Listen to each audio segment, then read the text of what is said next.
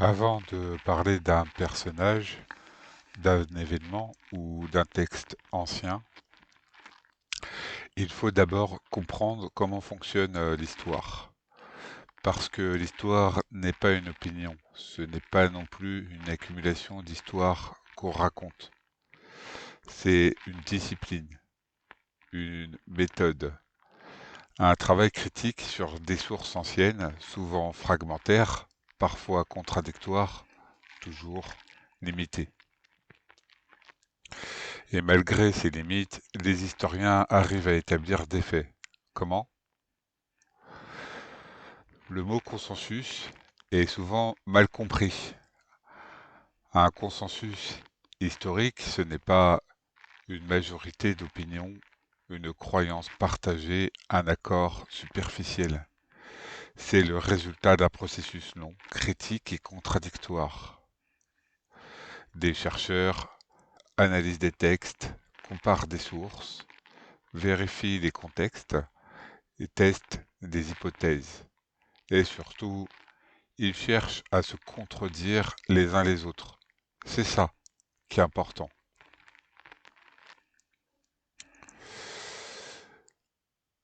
Un consensus n'apparaît pas parce que tout le monde est d'accord au départ, il apparaît après des accords.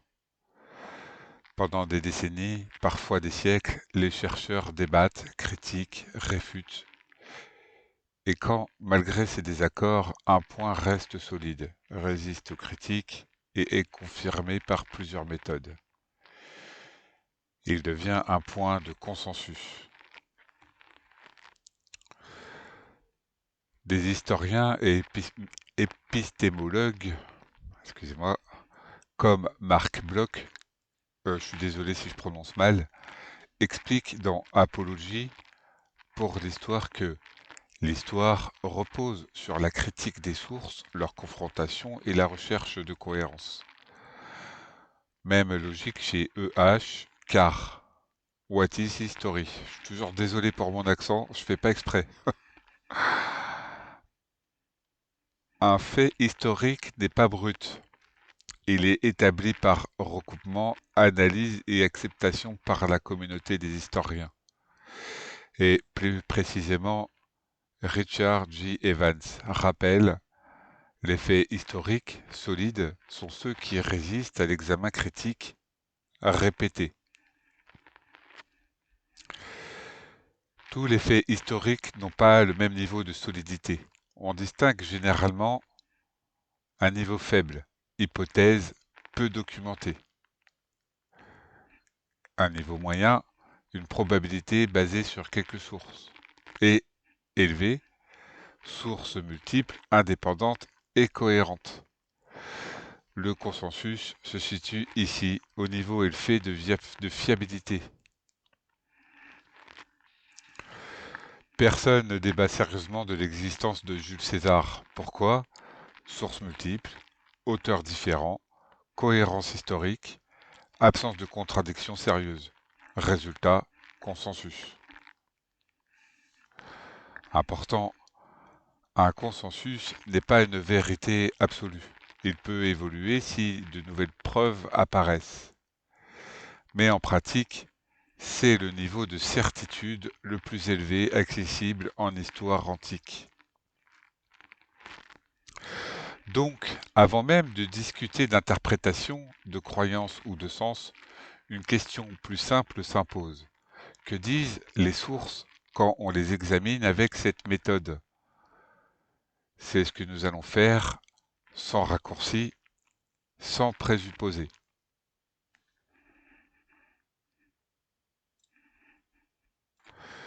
Je vais découper ça en 5 chapitres. Chapitre 1. Les sources non chrétiennes.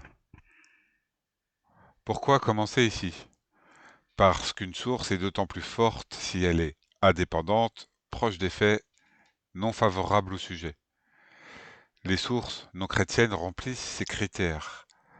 Elles n'ont aucun intérêt à défendre une croyance. Elles décrivent ce qu'elles considèrent comme un fait.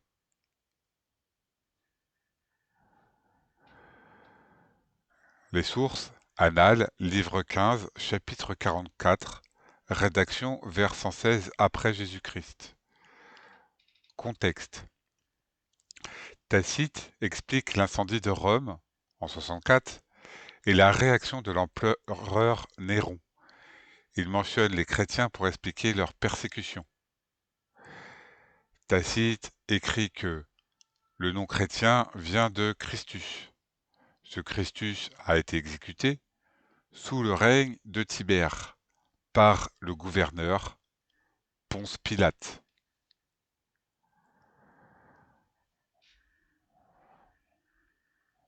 Analysons, on a une source romaine officielle, historien réputé pour sa rigueur, hostile aux chrétiens, indépendant des évangiles. Le point clé, c'est que Tacite confirme un fait historique précis, l'exécution de Jésus sous autorité romaine.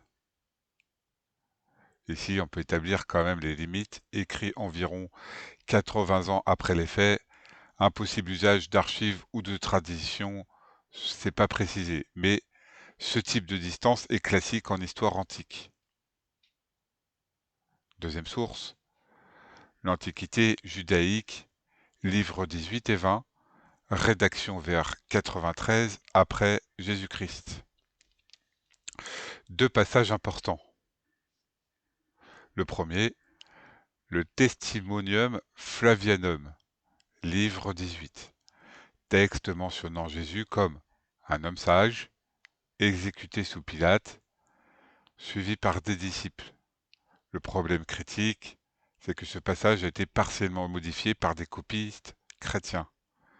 Le consensus actuel, le texte n'est pas entièrement authentique, mais une version plus neutre est considérée comme historique. Ce qui est retenu, Jésus a existé, il a été exécuté et il avait des disciples. Le passage sur Jacques, livre 20, Joseph mentionne Jacques, frère de Jésus appelé Christ. Analysons encore une fois un passage considéré comme authentique, aucun intérêt chrétien à ce contexte, mention indirecte mais solide, cela confirme l'existence de Jésus, son identification publique. Pline le Jeune, les sources, Lettres, livre 10, Lettres, 96, vers 112 après Jésus-Christ. Le contenu, Pline écrit à l'empereur Trajan sur les chrétiens. Il décrit qu'ils chantent à Christ comme à un Dieu, suivent un code moral strict. Source administrative romaine, non chrétienne, description pratique par théologie. Ce qui est important, Pline ne parle pas directement de la vie de Jésus, mais confirme l'existence d'un mouvement structuré centré sur une figure appelée Christ. Suétone, source, vie des 12 Césars, passage sur l'empereur Claude. Le contenu, Suétone mentionne des troubles chez les Juifs de Rome, sous l'impulsion de Christus. Analysons encore une fois, Christus est probablement une déformation de Christus. Montre des tensions liées à ce nom dès le 1er siècle. Les limites, c'est que les textes moins précis et ambiguïté sur l'identité exacte, mais le reste est cohérent avec les autres sources. On a ici une source romaine, une source juive, une source indépendante et des auteurs parfois hostiles, et elles convergent sur plusieurs points. Jésus a existé, il a été exécuté sous autorité romaine, il est à l'origine d'un mouvement identifiable.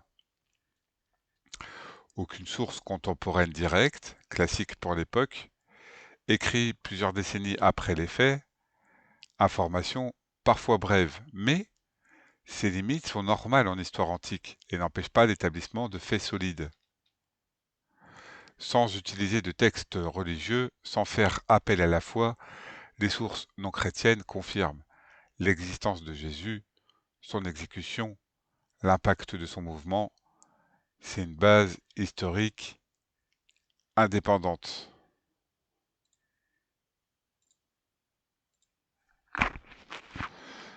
Chapitre 2. Quand on parle des évangiles, beaucoup les classent immédiatement dans une catégorie, texte religieux. Et c'est vrai, mais ce n'est pas suffisant, parce qu'un texte peut être religieux et être en même temps une source historique. C'est là qu'il faut être précis. Les historiens ne jugent pas un texte sur sa nature religieuse ou non, ils le jugent sur des critères. Sa date, son contexte, ses auteurs, ses recoupements avec d'autres sources. C'est exactement la méthode utilisée pour tous les textes antiques, que ce soit pour Hérodote ou pour Thucydide. Donc la question n'est pas est-ce un texte religieux, mais peut-il être analysé comme document historique? Commençons par la datation. Les évangiles ont été rédigés au 1er siècle, pas des siècles plus tard, pas dans un monde déconnecté des événements. On situe généralement l'évangile de Marc autour de 70, Matthieu et Luc entre 80 et 90, Jean autour de 90-100. Cela veut dire quoi? Que ces textes sont écrits dans une période où des témoins directs ou indirects sont encore vivants. En histoire antique, c'est extrêmement proche. Pour comparer, les premières biographies d'Alexandre le Grand datent de plusieurs siècles après sa mort. Et pourtant, personne ne remet en cause son existence. Ensuite, la multiplicité. Les évangiles ne sont pas un seul récit, ce sont plusieurs traditions, plusieurs auteurs, plusieurs perspectives. Ils racontent le même personnage, mais avec des angles différents. Et c'est précisément ce que recherchent les historiens. Parce que quand plusieurs sources indépendantes convergent sur un même personnage, cela renforce fortement sa crédibilité. Mais il faut aller plus loin. Un historien ne prend jamais un texte tel quel, il l'analyse, il observe ce qui est cohérent et ce qui ne l'est pas. Et c'est là que quelque chose d'intéressant apparaît. Les évangiles contiennent des éléments qui ne servent pas à embellir le récit, des détails qui, en réalité, posent problème. Par exemple, des disciples qui doutent, des incompréhensions et des scènes embarrassantes. Pourquoi inclure ce type de contenu si l'objectif est de créer une légende parfaite? C'est ce que les historiens appellent le critère d'embarras. Et ce critère joue en faveur de l'authenticité. Autre point essentiel, la cohérence avec le contexte. Les évangiles décrivent une Judée sous domination romaine, des tensions religieuses internes et des figures historiques connues. Et ces éléments sont confirmés par des sources extérieures. Ce n'est pas un monde inventé, c'est un cadre réel, vérifiable. Alors soyons clairs, les évangiles ne sont pas des rapports neutres, ils ont une intention. Mais cela ne les disqualifie pas, parce qu'en histoire, aucun auteur n'est totalement neutre. Même les grands historiens antiques écrivent avec une vision. Ce qui compte, ce n'est pas l'absence d'attention, c'est la capacité du texte à être analysé, recoupé, vérifié. Et les évangiles remplissent ces conditions. Donc, quand on applique la méthode historique classique, on arrive à une conclusion simple. Les évangiles ne sont pas seulement des textes de foi, c'est aussi des documents du 1er siècle qui témoignent d'un personnage réel dans un contexte réel. Et à ce stade, une chose devient difficile à ignorer, on ne parle plus d'un récit isolé, mais d'un ensemble de sources, internes et externes, qui convergent vers le même point. La question n'est donc plus peut-on utiliser les évangiles, mais plutôt que reste-t-il quand on les analyse avec les mêmes critères que tous les autres textes antiques?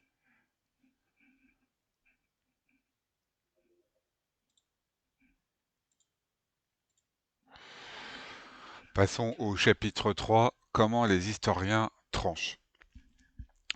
Quand un historien se retrouve face à des textes anciens, il ne peut pas vérifier comme un journaliste moderne. Pas de caméra, pas d'enregistrement, pas de témoins qu'on peut interroger aujourd'hui. Alors il fait autrement. Il utilise des outils, des critères, des méthodes qui ont été affinées pendant des décennies. Pas pour prouver une croyance, mais pour répondre à une seule question. Qu'est-ce qui a le plus de chances d'être réel? Imagine un instant que tu aies plusieurs récits d'un même événement. Ils ne sont pas identiques, ils ne racontent pas tout de la même manière.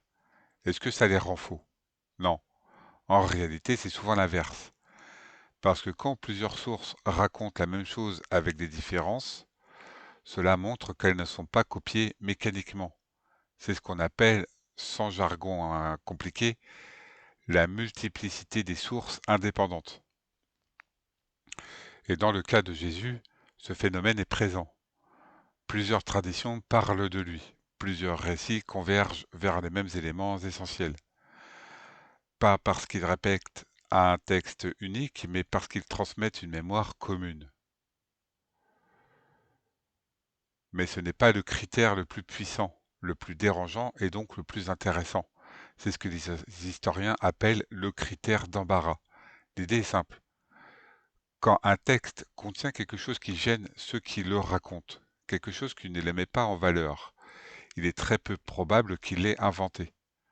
Prenons une situation concrète. Tu veux construire une histoire parfaite. Tu veux convaincre, tu veux être crédible. Tu vas te présenter comme fort, cohérent et sûr de toi. Tu ne vas pas te montrer en train de douter, te contredire ou échouer publiquement. Et pourtant, les récits anciens sur Jésus contiennent ce genre de détails. Des incompréhensions, des faiblesses humaines, des moments où ceux qui l'entourent ne comprennent pas ce qui se passe. Ce n'est pas ce qu'on attend d'un récit inventé pour convaincre. Et c'est précisément pour ça que les historiens y prêtent attention. Il y a un autre mécanisme plus subtil. Les historiens observent aussi ceux qui ne correspondent pas aux attentes culturelles de l'époque. Parce qu'un récit inventé a tendance à coller à son environnement. Il épouse les idées dominantes.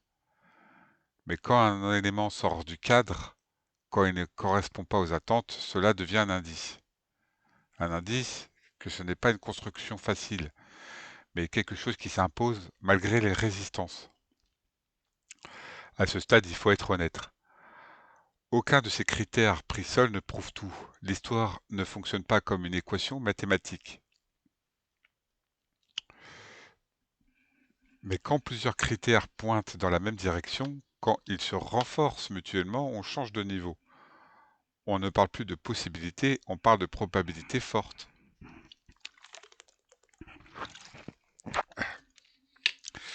Et c'est exactement ce qui se passe ici. Quand on prend la multiplicité des sources, les éléments embarrassants, la cohérence globale, on obtient un ensemble qui résiste à l'analyse.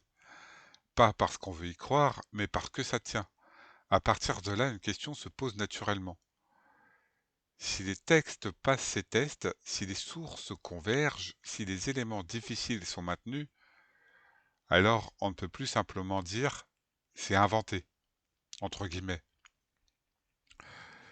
Et on avance encore d'un pas, parce qu'un personnage ne peut pas exister dans le vide. Il doit s'inscrire quelque part, dans un lieu, dans une époque, dans un contexte réel. Et c'est exactement ce qu'on va examiner maintenant.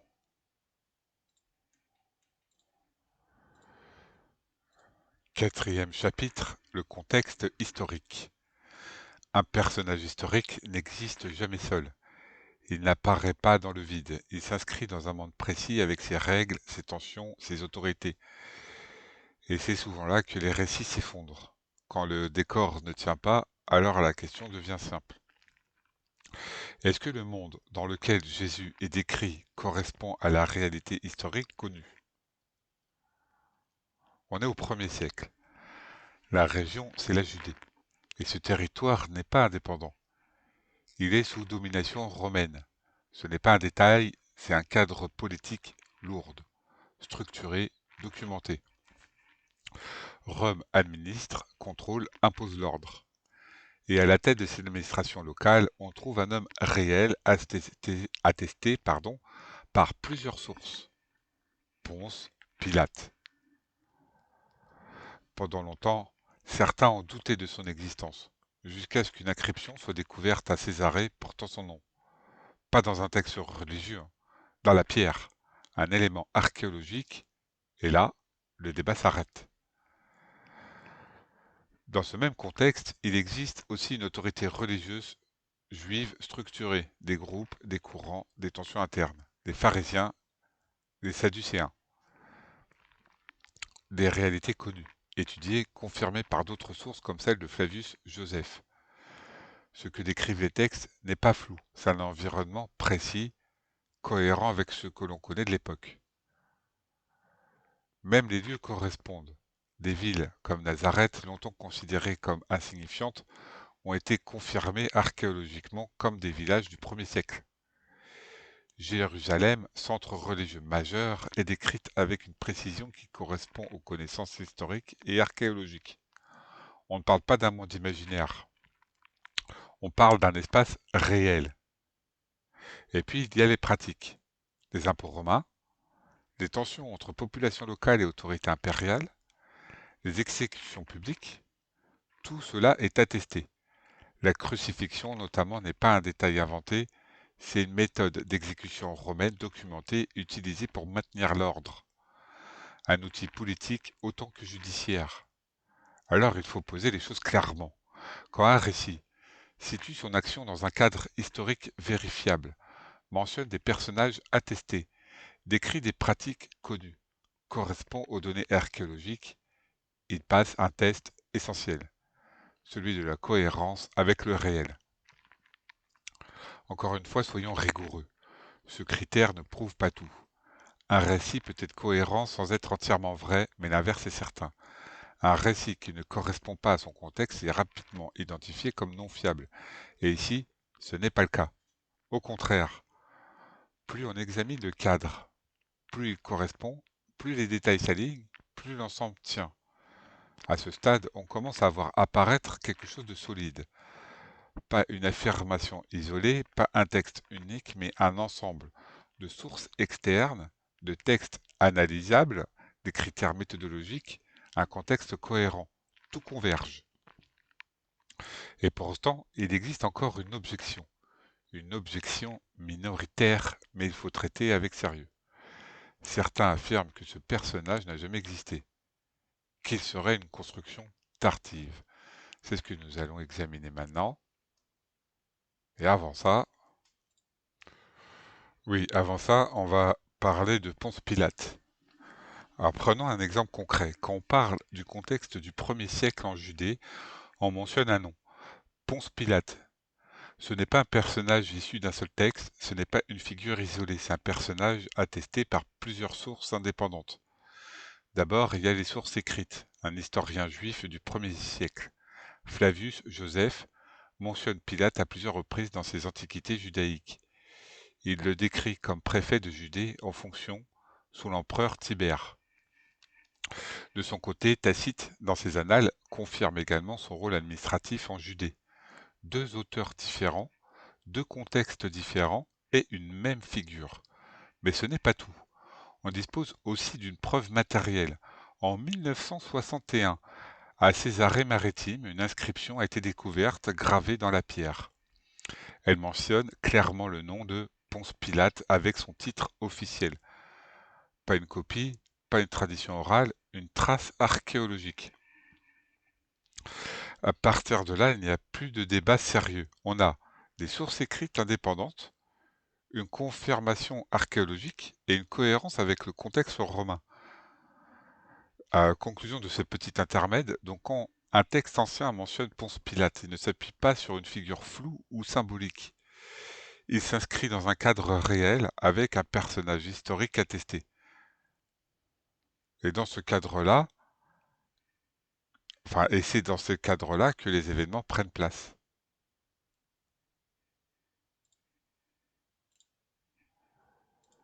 Je vais m'arrêter là par le 5e chapitre.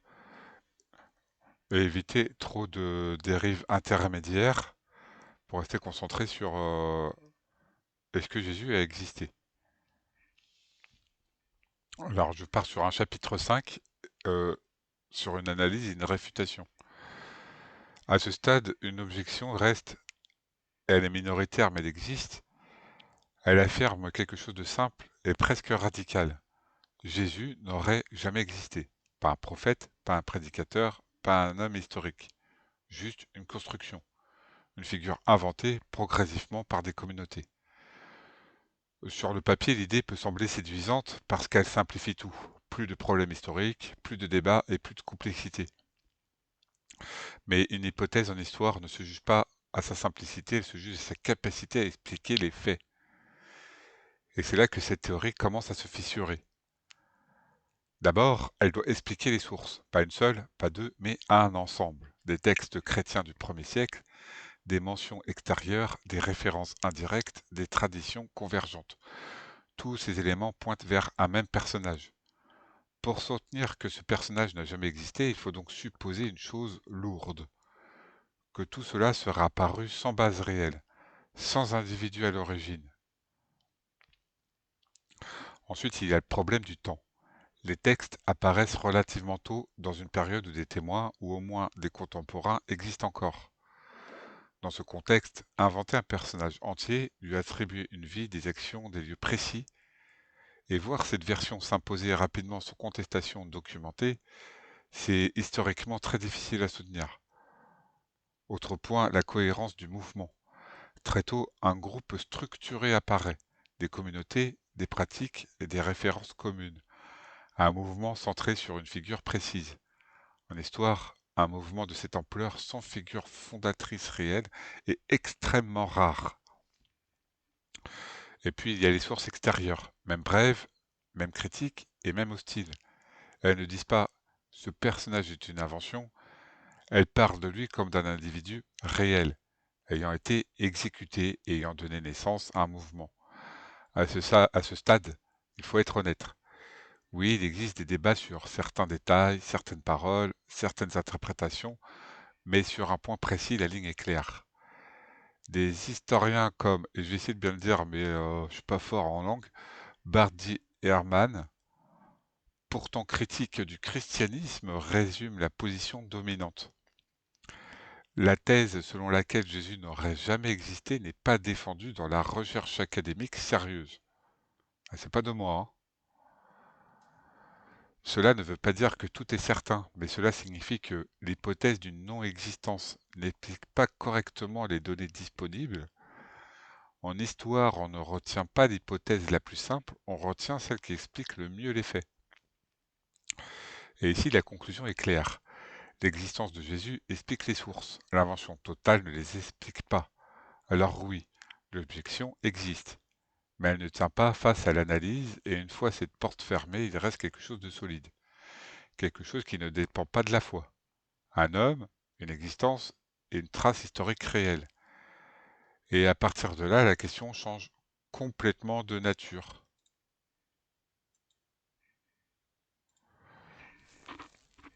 Alors, je vais faire la conclusion. On a pris le temps. Pas pour convaincre à tout prix, pas pour imposer une croyance, mais pour faire quelque chose de simple et exigeant. Regardez les faits. On a examiné des sources extérieures indépendantes, des textes analysés comme documents antiques, les méthodes utilisées par les historiens, la cohérence avec le contexte réel et même les objections les plus radicales. Et à chaque étape, une chose est revenue. Pas comme une affirmation isolée, pas comme une tradition, mais comme une convergence. L'existence de Jésus de Nazareth repose sur un niveau de fiabilité élevé selon les critères standards de l'histoire antique. Soyons précis. Les faits établis à un niveau de fiabilité élevé. Jésus a existé, il a vécu au 1er siècle en Judée et il est à l'origine d'un mouvement réel. Ces points sont acceptés par la grande majorité des historiens. Les limites, pour être rigoureux, hein, tous les détails de sa vie ne sont pas établis avec certitude. Les interprétations divergent selon les chercheurs et certaines sources demandent une analyse critique. Mais aucune de ces limites ne remet en cause le point central, l'existence elle-même. Et c'est là que tout bascule. Parce qu'à partir du moment où ce point est établi, la question ne disparaît pas. Elle devient plus profonde. Qui était cet homme pour laisser une trace aussi solide dans l'histoire? Et ça, ce n'est pas une question d'histoire uniquement, c'est une question que chacun devra affronter. Si cette approche t'a aidé à y voir plus clair, si tu veux continuer ce travail étape par étape, moi c'est mon premier podcast et j'en fais la lecture de ce que j'ai écrit, hein. Alors je suis désolé si quand je lis je semble pas naturel, ça viendra avec le temps, je suppose. Mais abonne-toi, partage la vidéo et laisse ton avis en commentaire. Parce que on va continuer sans raccourci, sans caricature, avec la même exigence. Allez, bah, au prochain podcast, je sais pas comment finir ça, moi. Bye bye.